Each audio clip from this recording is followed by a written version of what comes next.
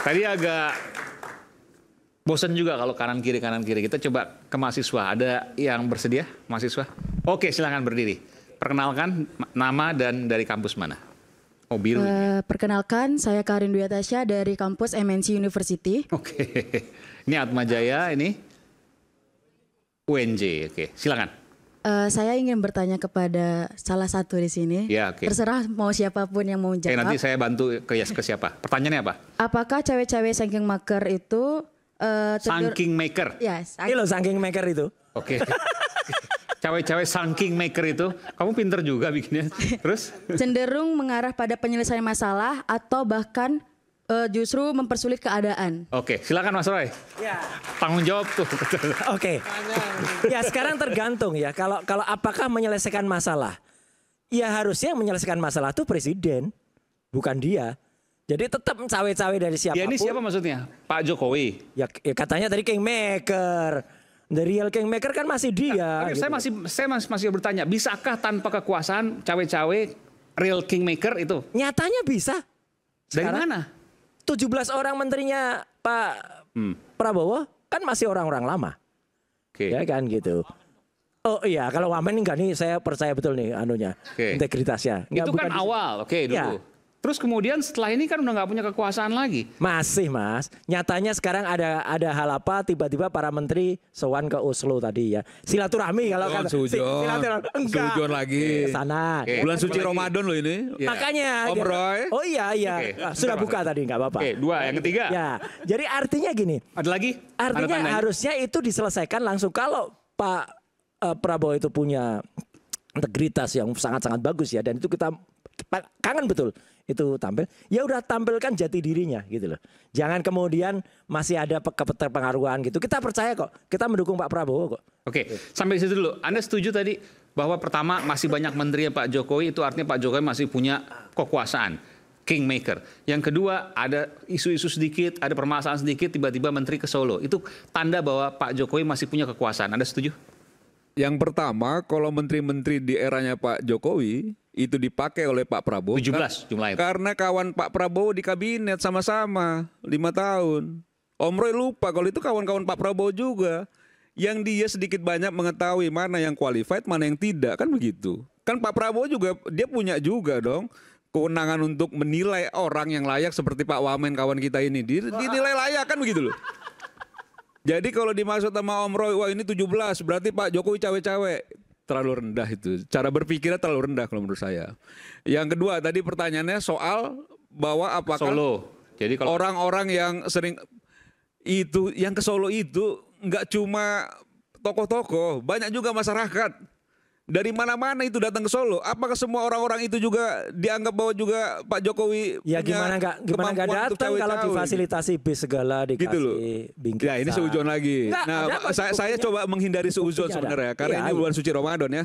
Cuman saya mau ngomong begini Bung Aiman. Tapi oke, dua. Yang artinya kalau seandainya Anda tidak meyakini bahwa kemudian utusan apakah itu dari Pak Jokowi atau bukan yang mengarah kepada kingmaker tadi terkait dengan kasus Mas Hasto itu nggak mungkin. Itu tidak mungkin. Tidak mungkin, oke? Karena begini ya, ini kan kalau kita runtut ya, bagaimana dinamika yang terjadi saat ini itu tidak lepas kontestasi Pilpres beberapa waktu yang lalu. Ini bicara Pilpres. Bahwa Pak Jokowi yang memang bagian dari PDIP, yang diharapkan juga bisa memberikan dukungan terhadap kader PDIP dalam kontestasi Pilpres, nyatanya kan tidak. Lalu dalam kontestasi itu ternyata calonnya teman-teman PDIP kalah. Yang disalahkan Pak Jokowi, tidak menyalahkan Pak Prabowo yang menang.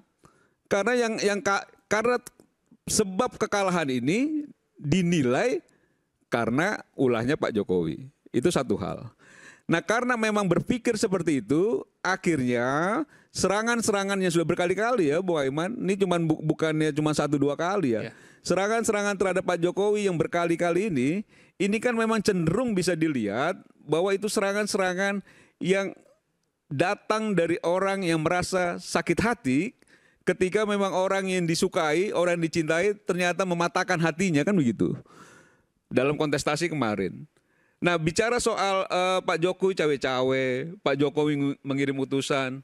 Nah, ketika kemarin bicara dalam konferensi pers di depan publik disampaikan oleh DS misalnya, ya kawannya Bung Noel, terus kawan kan, disampaikan dengan gagah berani, dengan terang benderang, bahwa ada utusan yang memang menyampaikan pesan terkait dua hal setidaknya. Pertama soal pencopotan Hasto sebagai sekjen, yang kedua soal membatalkan pemecatannya Pak Jokowi sebagai kader partai, kan itu ya, dua hal itu ya. Ada 9 yang ditarget, sama ada yang 9 yang ditarget. Nah, bicara 9 ditarget saja, tadi kalau saya diskusi kecil-kecil gitu sama Yudi, ya kalau memang 9 ini tidak punya masalahnya nggak usah was-was sebenarnya. Biasa aja. Kalau 9 ini dianggap bahwa memang tadi disampaikan oleh DS bahwa ini ditarget, tapi kalau dia baik-baik saja, tidak punya kasus hukum, saya rasa ya santai-santai aja, nggak usah panik juga. Nah, ketika dia bicara menyampaikan ada utusan dan tidak juga menyebut siapa utusannya, dan sekarang ini mengklarifikasi berkali-kali, itu secara psikologis itu kita melihatnya bahwa ini adalah sesuatu yang memang sudah downgrade. Bahwa yang tadinya dia sampaikan dengan gagah berani bahwa memang ini ada utusan, menyampaikan bahwa Pak Jokowi begini, sekarang menyampaikan, oh kita nggak bilang ini utusannya Pak Jokowi, tapi kita hanya menyampaikan itu ada utusan. Nah, bicara soal komunikasi dan bicara soal psikologis, itu sudah terlihat bahwa memang sudah mulai posisi tawarnya mulai turun itu. Bahwa memang sebenarnya Pak Jokowi tidak melakukan itu, kan begitu. Dan kalau misalnya bicara soal cawe-cawe, apa sih yang mau dicawe-cawe orang yang pensiun? Saya pun kalau misalnya ngobrol-ngobrol Pak Jokowi bicara orang tua dengan anak gitu ya, orang tua ya kita diskusi santai. Bicara-bicara yang ringan-ringan, nggak pernah bicara politik yang kayak terlalu keras gitu ya, bicara biasa saja.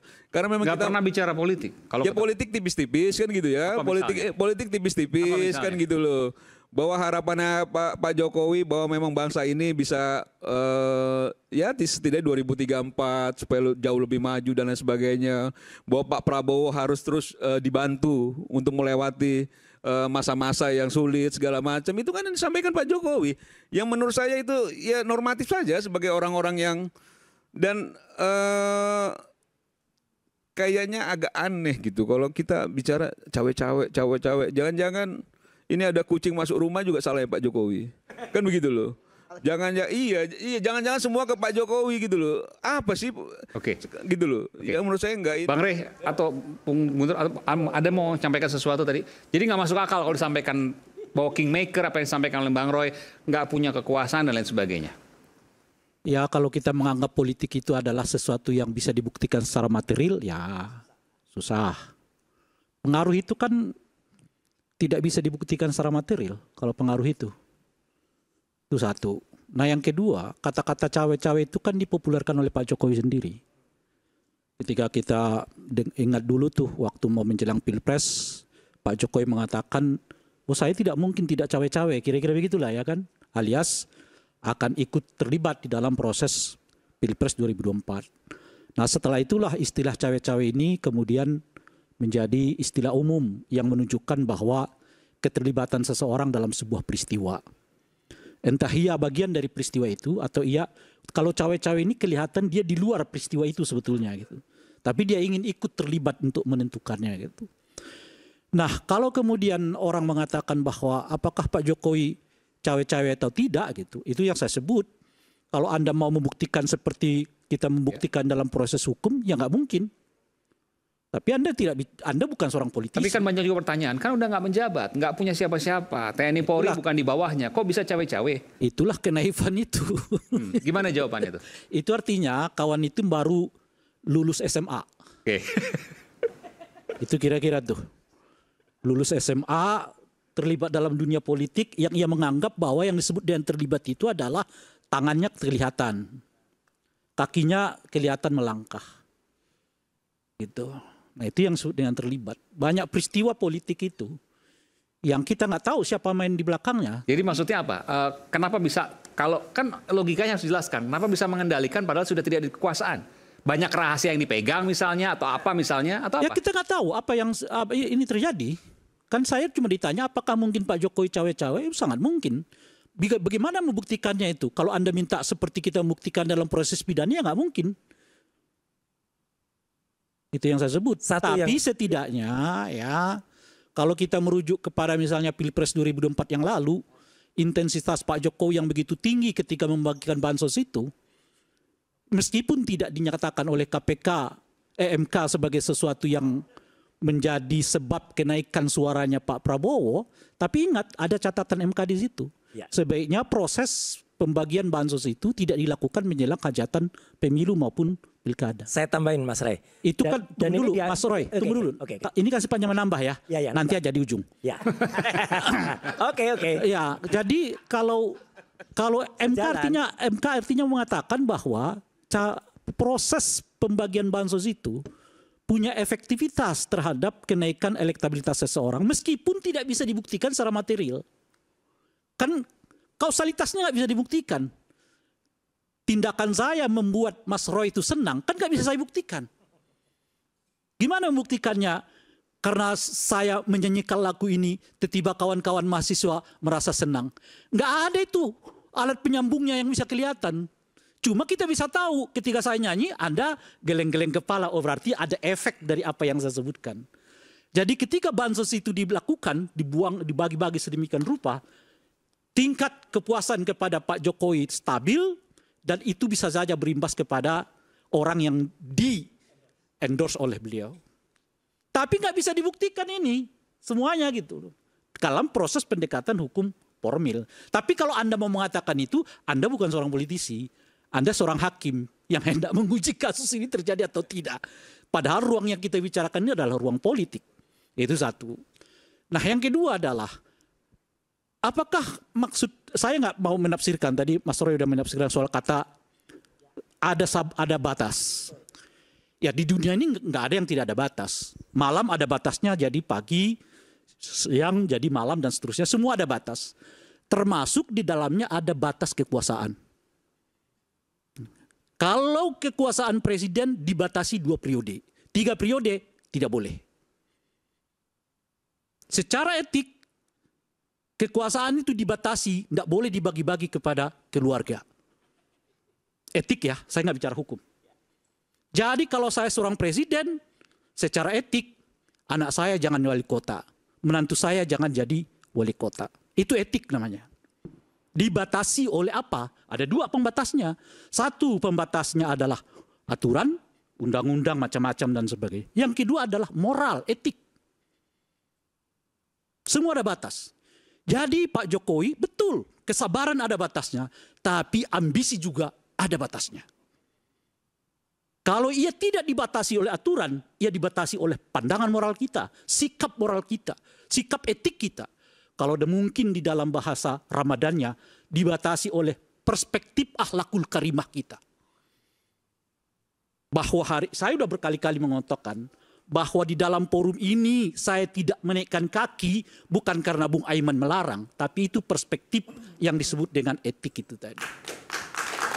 Maka oleh karena itulah Pak Jokowi saya ingatkan dahulu, meskipun MK sudah membatalkan pasal soal dinasti politik, alias boleh secara aturan, tapi Anda sebagai Presiden Republik Indonesia harus memberi contoh bagaimana etika berdemokrasi ditegakkan. Salah satunya adalah jangan sampai anakmu ikut terlibat di pilkada. Kalau Anda menjabat sebagai Presiden, jangan sampai menantimu ikut menjadi calon wali kota. Kalau Anda jadi Presiden, apalagi kemudian jadi calon Presiden. Kalau Anda jadi Presiden dan Anda warawiri kemana-mana membagikan bansos.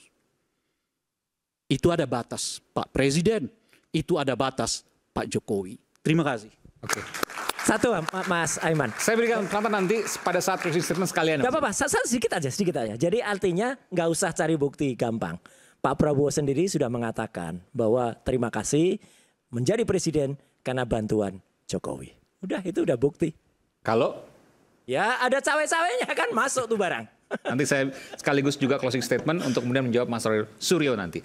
Sesaat lagi tetap bersama kami di Rakyat Bersuara.